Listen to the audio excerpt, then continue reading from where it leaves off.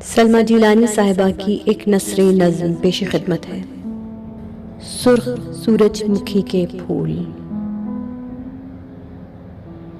दीवार के साथ लगे सुर्ख सूरजमुखी के फूल मुरझा रहे थे, उदास थे अपनी बेतवज्जही पर।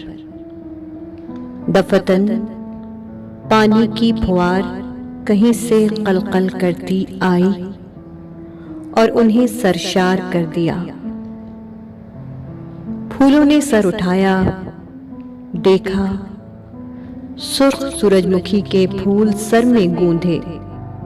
नाजुक सी हसीन लड़की ने अदाए दिलरुबाई से हाथ में थामे झाड़ से इन्हें भिगो दिया था।